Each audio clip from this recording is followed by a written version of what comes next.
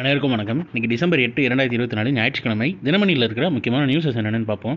Headlines என்ன கொடுத்துருக்காங்கன்னா, வெள்ள பாதிப்புகள் மத்திய குழு ஆய்வு, விழுப்புரம் கள்ளக்குறிச்சியில் சேதங்களை பார்வையிட்டதுன்னு தெரிவிச்சிருக்காங்க.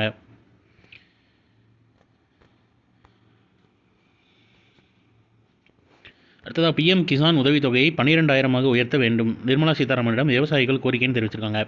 பிரதமரின் விவசாயிகளுக்கான உதவித்தொகை, அதாவது PM கிசான் திட்டத்து பேர் பார்த்துக்கோங்க.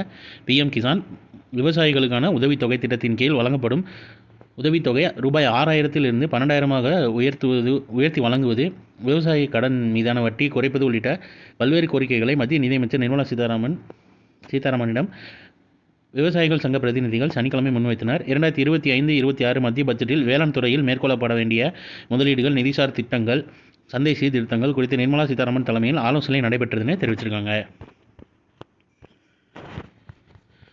அடுத்ததாக டிசம்பர் 21 சர்வதேச தியான தினம். இந்தியாவின் முன்மொழிவை ஏற்றது ஐநா. டிசம்பர் 21 சர்வதேச தியான தினமாக அறிவிக்க முன்மொழிந்த இந்திய ஆதரவு தீர்மானத்துக்கு ஐநா பொது சபையில் வெள்ளிக்கிழமை ஒருமனதாக ஒப்புதல் அளிக்கப்பட்டது. ஐரோப்பிய நாடான லிச்சன்ஸ்டீனால் அறிமுகப்படுத்தப்பட்டு இத்தீர்மானத்துக்கு இந்தியா, இலங்கை, வங்கதேசம், நேபாளம், மெக்சிகோ, பல்கேரியா, புருண்டி, டொமினிக்கன் குடியரசு, ஐஸ்லாந்து நாடுகள் பேரெலாம் கொடுத்துருக்காங்க. ஆகிய நாடுகள் ஆதரவு தெரிவித்தன. இது தொடர்பாக ஐநாவுக்கான இந்தியாவின் நிரந்தர தூதர் பர்வத நேனி ஹரிஸ் வெளியிட்ட எக்ஸ் பதிவில், டிசம்பர் 21 சர்வதேச தியான தினமாக அறிவிக்கும் தீர்மானம் ஐநா பொது சபையில் ஒருமனதாக ஒப்புதல் அளிக்கப்பட்டது. இது விரிவான நல்வாழ்வு மற்றும் மாற்றத்துக்கான நாள்னு தெரிவிச்சிருக்காங்க.